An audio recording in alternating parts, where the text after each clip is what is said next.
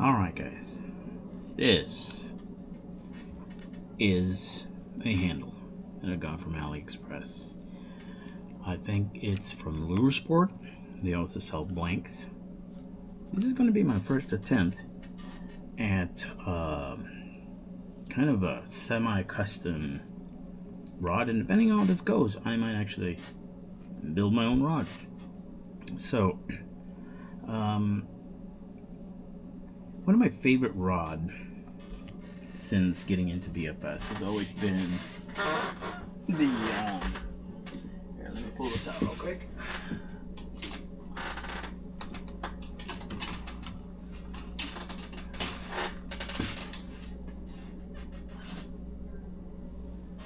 Has been this AceHawk CU double. This is, I've fished with this probably the most out of all my rods. Caught 6-pound trout, 22-inch striper on the same rod, multiple stripers in the 20 range. It's durable. It hasn't had any problems. The issue I've had with this rod has always been this handle.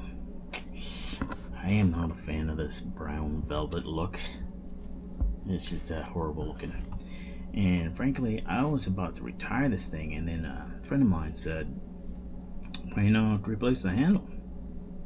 So I was like, kind of planted a seed in my brain.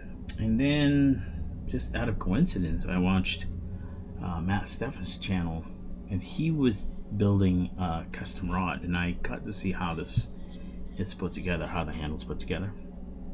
So I'm going to attempt to replace this handle with this one. And what I'm going to do is, I don't care about this handle, so I'm not going to try to save it. So I'm just going to cut this open and not cut off this blank and shorten it. And cut this open and see if I can recover the rod fully here, and then clean it up and insert it in this rod. So that's what I'm going to be doing. Alright guys, before we move on to the next stage, I just want to reiterate that first time I'm doing this, so I definitely made some mistakes, and hopefully what I can do is show you the mistakes I made so you can avoid it if you're planning to do the same thing with a similar rod or even the same rod, and do it even more efficiently and finish faster. What I actually found with this project is it didn't take as long as I thought it was going to take, and it wasn't that hard to do, and I could have definitely done it quicker and made it easier on myself had I not made some of the mistakes. So as the video rolls, I will point out these mistakes so that you can avoid it yourself.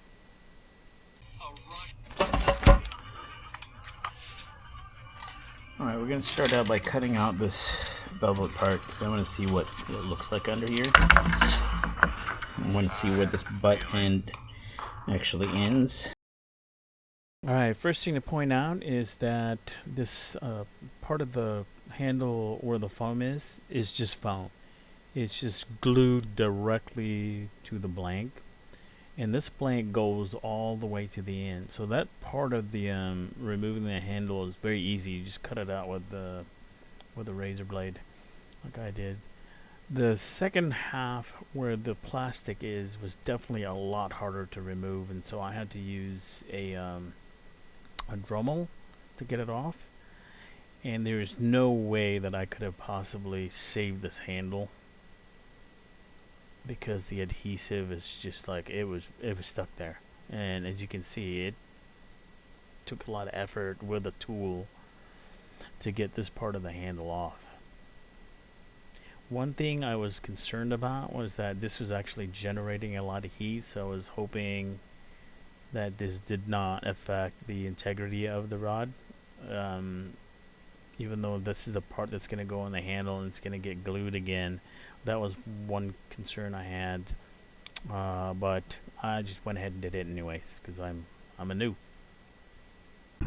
Alright guys, sorry I forgot to core this, but as you can see, I managed to get most of the material off the blank here just using the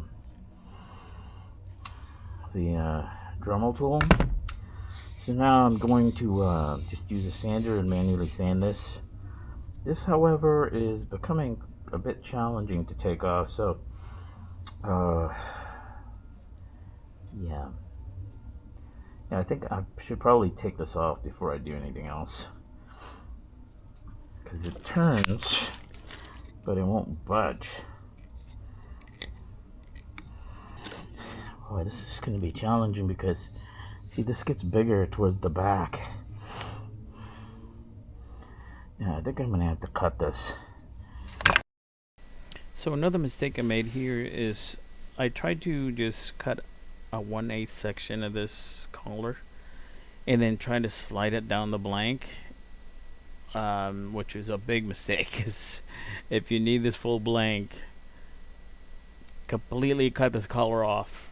Don't slide it down the blank, because it basically crushed the tip of this blank, as you can see. Oh shit. Damn. Ooh, look at that. Can't believe that crushed it. There we go. So guys, don't follow what I'm doing, because I don't know what I'm doing. Alright, so let's see how this handle fits. Alright guys, another mistake here. And it took me a while to realize this, but basically there's different types of handles. There's ones that allow you to have the blank go all the way in the handle, and there's ones that only let you do it as far as that. So you need to make sure you know which handle you're getting, because in my case, the handle only allows the blank to go into that little tip part. So all that work I did with sanding and clearing off and removing the handle, I didn't actually need to do. I just needed to like cut off a part of the handle and just have enough tip to go into the little tip part.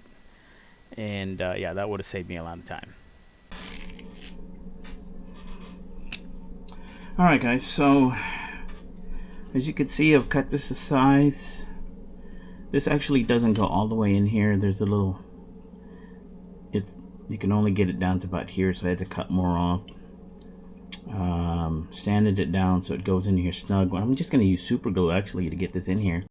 So last mistake I made here, guys, is that I thought I was clever and used a UV resin, which seemed like a good idea. It dried really fast on the outside wherever it was exposed, but then I realized that any resin that's not exposed to UV will probably take longer to dry. So I think this super glue would have been actually a better choice. But my recommendation is to do some research and actually use adhesive that they would use for rod building. That way it's a quicker drying time. So I'm actually gonna finish this tonight, because since I'm going right up against here, this already has the clear coat. There's a little bit of a scratch there, but I think that's gonna be fine. I can redo it later, but really, I do this. I now have a new handle for the CU double. So I've gone from that ugly velvety looking thing to something that actually looks cool. So as you can see, this actually didn't take that long. It wasn't that hard. Could have actually been easier had I known what I was doing. One thing that I would recommend is that if you're deciding on which type of handle you want to use, I don't know how much sensitivity is affected by the fact that this particular handle does not allow the blank to fully go through the handle, kind of like a knife would have a full tang. So I don't know how much of that is affected. I use my fingertip to touch my line as I'm reeling in, so that's a lot of my feeling a bite. But for some people that don't do that, they may require more of the blank transferring that right down the handle. So that's something you may want to think about. Thank you for watching, guys.